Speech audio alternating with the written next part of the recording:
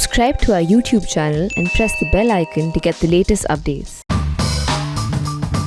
This episode of Cut the Clutter takes you far away from India, and let me start with a GK question, maybe two GK questions. One, which is the only Arab country that has a democracy? Second question, which is the only country in North Africa? So I've given away part of the story. Which is the only country in North Africa described as free by Freedom House? In fact, hardly any country in all of Africa is described as free by Freedom House. Also, which is the only Islamic country which has a full-fledged democracy and is described as free by Freedom House? The answer to all these questions is one, that is Tunisia, the northernmost country in Africa. Please see the map of Africa. It's northernmost, but not that close to India because it's on the western side of Africa in a region that's called as Maghreb. So, essential Arabic. Also, these are expressions used in Urdu as well. Maghreb means west. So, if this is north, that is Shumal. This is south, that is Junub. That is west, that is Maghreb. Mashriq is left. So very often you will find in say Urdu news and discussions, people say Maghrebi mulko ne ye gadbad kari hai. So just as in English, when we speak in English, we blame the Western world, it is the Maghrebi mulk, that is the Western world. So this is the west of North Africa. Most of these countries are French speaking, or they were French speaking because they were colonies of European powers, mostly the French. So this is Tunisia. The country is Tunisia. That is the answer. Please look at the country. See how close it is to Europe. In fact, how close it is to Italy. Because this is a country which runs along the Mediterranean Sea. Now, Tunisia, unfortunately, very unfortunately, while I said which is the only democracy in the Arab world, which is the cleanest or which is the most functional democracy in the Islamic world, which is the only country described as free by Freedom House in all of North Africa, and in fact one of the very few countries in Africa to be described as free by Freedom House, all that is in the past tense. Over the past week or 2 weeks, it has all unfortunately changed. So the answer to all these questions is, Shekhar Gupta, you are wrong. You have to reword your answers as which was the only democratic country in the Arab world, which was the freest democratic country in the Islamic world, which was the only country in North Africa described as free by Freedom House. Because all this has changed dramatically through a coup led by the president of the country. So the president of the country, whose name is Kais Saied, he used emergency powers to dismiss his prime minister, parliament. He put security troops all around parliament, so MPs could not come to parliament, and he dismissed it all and he took over all the powers, saying that there is a national crisis. And he said that the Article 80 of his constitution gives him the power to declare an emergency and take over these powers. Whereas, if you read that constitution carefully, it tells you that under Article 80, he can impose the emergency and take over all powers, but he has to consult closely the Prime Minister of the day and the Speaker of the National Parliament. And also, National Parliament has to be in session constantly, non-stop, while he is ruling under emergency powers. He's changed all that. In fact, not only that, Speaker Rashid Ghanouchi, who complained that he never checked with me, so this is unconstitutional. He also wrote an article in the New York Times, an op-ed article, which I am sharing with you. His response, the new president's or the new dictator's response to that was to launch an investigation into Ghanouchi's Islamic Ennahda Party. Islamic Ennahda Party is the ruling party, or was the ruling party in Tunisia. Ennahda means Renaissance. So Islamic Renaissance Party. So he's now fired his cabinet, everybody, and he's taken over. So you're back to square one. Now, why are we talking about a tiny country like Tunisia? It's just about 1.2 crore people. It's the other end of Africa, far away from India, the other side of Suez Canal, very close to Europe. Why are we so bothered? Plus, it's not by far not the largest country in Africa. It's not the country with which India has any great either commercial or political or diplomatic or strategic shared interests. That is because Tunisia actually is the only survivor of the Arab Spring, or once again, regrettably, was the only survivor of the Arab Spring until it all changed in these dramatic events of the last several days. So, Arab Spring, I take you back to 2010. That's when it started in Egypt, in Libya, in Syria, in Yemen, in all the countries that faced or that saw Arab Spring. At that point, Arab Spring was celebrated. Everybody dreamt of Tahrir Square. Even in Delhi, when Anna Hazare movement was going on, a lot of people said, this is Tahrir Square. Tahrir Square is in Cairo in Egypt. But see what happened. In every country that had Arab Spring, things went back to where they were. Things went back to dictatorship, or the country broke out in civil war. So in Egypt, there was an election, I think in 2013, a government was elected. It was then thrown out through a military coup. And look at the other countries, Libya, Syria, Yemen. All three went into full-fledged civil wars, which haven't yet ended. And I'll give you an inventory of what happened to these countries after Arab Spring in a couple of minutes. But the fact is that Tunisia had survived. And Tunisia was held out as an example for the rest of the world, particularly the rest of the Islamic world and rest of the Arab world, that a country could be 98% Muslim, in fact, almost entirely Sunni Muslim, yet hold an election, have an elected government, parliament, and continue to survive as a cohesive entity with people happy. Because what happened over time was that people did not remain as happy as you might have imagined. And when I give you a listing of the things that happened that made people angry, you will see parallels with India. But the difference between a country like India and say Tunisia, or say a democracy like India's or say Tunisia's, is something that I will come to as I finish the listing, because there is a very important difference and I have a description for that. So what happened? The sole democracy of North Africa, I told you, Egypt, brief democracy. There was a coup in 2013, it was gone. Libya, Syria, Yemen have civil war. Now, President Syed has blocked parliament because of faltering economy and poor COVID response.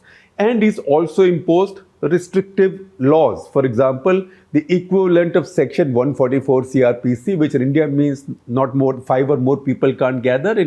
In Tunisia, it means 3 or more people can't gather. So it's quite draconian. Prime Minister Hashemi Mashiki is now out. We don't know what his fate is going to be. Now, what has the president done? Because the speaker, you will see many familiar things here. This speaker Ghannouchi, Rashid Ghannouchi, he wrote this op-ed in the New York Times, and he said that this state of emergency is unconstitutional because he wasn't consulted. The prime minister wasn't consulted. The president just took over. Tunisia had a complex political system where powers were divided between the president and the elected prime minister. So this is the kind of system that, say, in Pakistan, when the Pakistan president, under their constitutional amendments, had sweeping powers that Nawaz Sharif used to describe as half a partridge, half a quail. That is the system, that was the system in Tunisia, and president, just as Ghulam Ishaq Khan used to do in Pakistan, he took over all the powers and dismissed the government. So first of all, his first response, the new dictators, the president's first response to the speaker's criticism that his action was unconstitutional, to set his investigating agencies to his home and his party office to investigate them for what? For receiving foreign funds. So it's a bit like what happens in our country also. The agencies land up people with green shades anytime somebody turns problematic in politics. Second, it's happened because of what is called as incomplete revolution. And I said incomplete revolution because while the regime changed and election was held, elected government came in, But a lot of the elites continued to be where they were, and most importantly, the security agencies, the military machinery, the intelligence agencies, all of them stayed in situ. So the same officers continue. So though they had no vested interest in change, they had a vested interest in status quo. So that is what we might describe as the deep state. So a revolution took place, but it was incomplete because the deep state remained in place. And the deep state always was impatient with democracy. The divided powers, I told you, between the president and the prime minister. And then the economy fell because Tunisia's economy, it's a Mediterranean economy. A lot of it depends on tourism, food, restaurants, hotels, wines. All that collapsed because of COVID. That's been nearly 2 years now. And it had been declining even before that because of the way parliament is structured. It was having coalition governments, and coalition governments are constantly warring, and there was insufficient decision making. Also, I reserved my conclusion until I've made these comparisons, but you can see what was lacking there. Now, IMF loans were taken $4 billion. Now you might think $4 billion, about 30,000 crore rupees, big deal. No, it's not a big deal because Tunisia is a very small country. It's 1.2 crore people. Its GDP is about $44 billion. So $4 billion of IMF loan is about 10% of its GDP. That loan was needed to balance its budget and to keep things going. But as usual, IMF wanted its own conditions, so taxes had to be raised, subsidies had to be cut, PSU salaries had to be cut. You know all that. Austerity came in. We've seen all of that, and taxes went up on fuel. Sound familiar? Petrol and diesel and gasoline and cooking fuels at home. Taxes went up on phone cards. That means your data charges and your calling charges went up. These are things that everybody uses.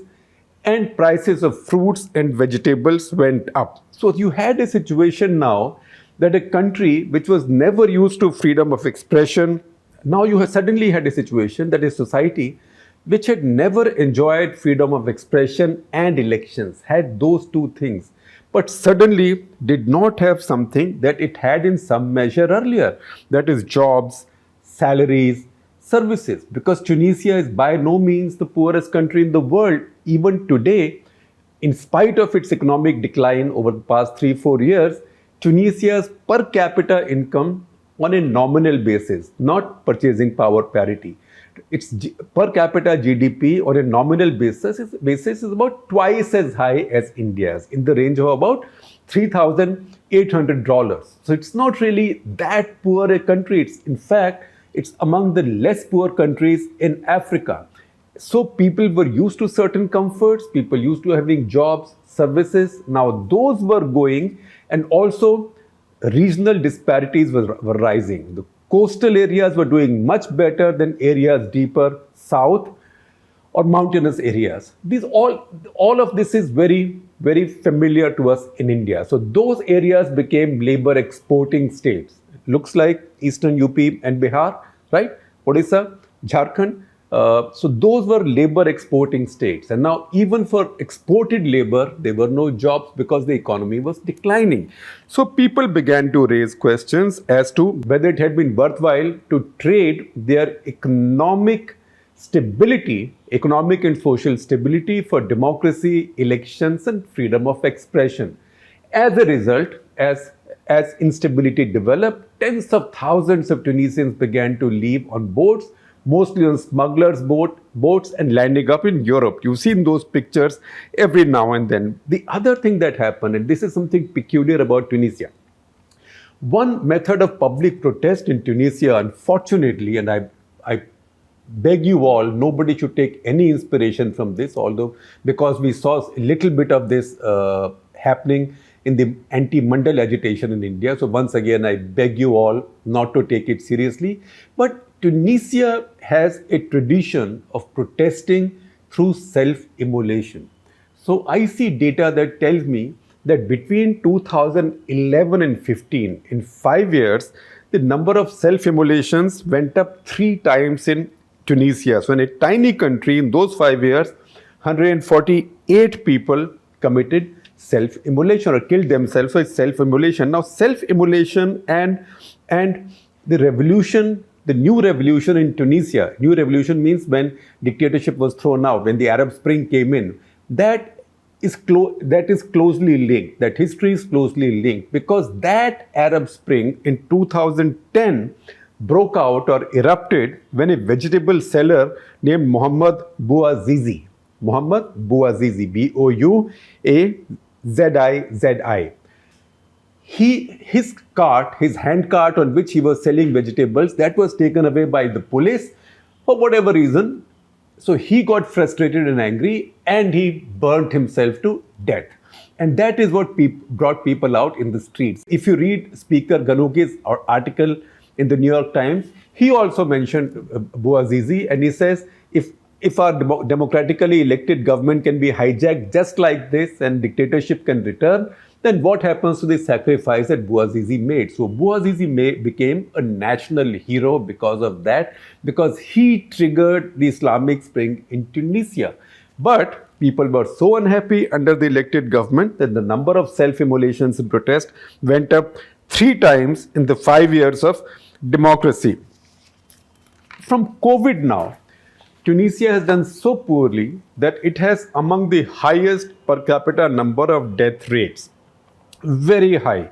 Then I told you a lot of it will sound familiar. Now you saw what happened in India in the second wave. And again, government was in denial. Nobody wanted to accept how bad the things were. So first of all, government said vaccines only for a few. Then what happened in Tunisia did not happen in India. They were not able to lay out priorities in terms of who will get the vaccines first. So the elites began to get those earlier than, say, healthcare workers. So that led to a lot of anger. When that happened, the government panicked, sounds familiar again, and said, all right, everybody over the age of 18 will get vaccines. But where were the vaccines? There were no vaccines. So stampedes took place at vaccination sites, and that led to more anger. And as that happened, then President blamed the Prime Minister, that is Mashiki, and Islamists, whereas Mashiki himself fired his health minister. Sounds familiar? Remember Dr. Harshvardhan. If I read stories coming out of Tunisia, a lot of those have common people saying, what could we do? No vaccine, no oxygen, no ICUs. We can't live only with freedom and then die of hunger and disease. There was no solution. You might say this sounds so much like India, right? Isn't it? But how come nobody in India raised a question about whether we should have democracy or some other system? That is because, and that's the conclusion here, that countries need to develop democratic patience, because democracy is not easy to do. Democracy is very hard work. It doesn't happen just because you change a regime one day and say, I have democracy. Any democracy brought in like this anywhere has not survived. That's why Egypt, Libya, Syria, Yemen went the way they did. Because before building a democracy, you need to build institutions. There were no institutions here. For example, now, the Tunisian president has taken over power. There is no constitutional court yet in Tunisia where people can go and challenge his decisions. And once you have democracy and you've learned to deal with the irritants of democracy, and you also grown confidence in a society that, look, I may or may not like my ruler, but if he or she gets too bad, I can fire the person. I can vote the person out. That happens after you've seen a bunch of elections. I think in India, that kind of patience and that kind of confidence came in once the people of India had defeated Mrs. Gandhi in 1977. These countries have never tasted any democracy in the past, and they do not have democratic institutions. And that then becomes a big disadvantage, because people then say, oh, I was better off. What is this freedom worth? So there's a lot of debate on whether Arab Spring was worth it or not, right? There are people who say, all right, at least it got rid of dictators, Hosni Mubarak, Muammar Gaddafi, Ali Abdullah Saleh in Yemen. But all these countries have dictatorships back. And the fact is that Egypt may still be reasonably stable, not fully stable, maybe reasonably stable. Other countries are broken. They are now failed states. Libya, Syria, Yemen are now failed states. Bahrain also was headed that way. It had an Arab Spring also, but that was put down very quickly by the Saudi military forces, because Saudi Arabia was paranoid that what happens in Bahrain can also then spread to Saudi Arabia. So this led to a rejection of post-colonial authoritarianism. But nothing else came up in exchange. Now, it's not as if things have settled in the Arab world, particularly in the African Arab world, where the education levels, exposure levels to the Western cultures and democratic values are much higher. Also, standards of living are much higher. Now, Algeria again had protests last year, but also so did Sudan and Lebanon. Now, Sudan is not in the same category as Lebanon and Algeria socially and economically, but that also had protests. But once again, soon enough, people got disenchanted and protests died out. Now, the other thing that you see in Islamic countries, or countries where religion is very strong, and religion has been traditionally and historically sort of merged with politics. It's been seen as one, and religion has determined who will rule the country. It becomes very difficult when you allow, quote unquote, allow democracy to come in. Because what happens with democracy? What happens with democracy is that the majority wins. And majority in all these countries to have won after, say, the Arab Spring are all Islamic parties. Even the party that won in Tunisia is the Islamic Renaissance Party. And that leads to a continued struggle between Islamists and secularists. That is, Islamists and people who want to rule through Islam and people who want to rule through non-Islamic modern methods, as the Ba'ath Party used to be, say, in Iraq and Syria earlier. Now, many of these countries suddenly realize that, look, if your Arab Spring was fine, but elections means an Islamic party coming to power, we don't like it. And that's when the deep states also don't like it. And the Western world is happy to go along with that because they like stability. They don't like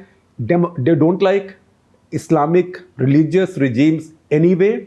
And it's no consolation if these are democratically elected Islamic religious regimes.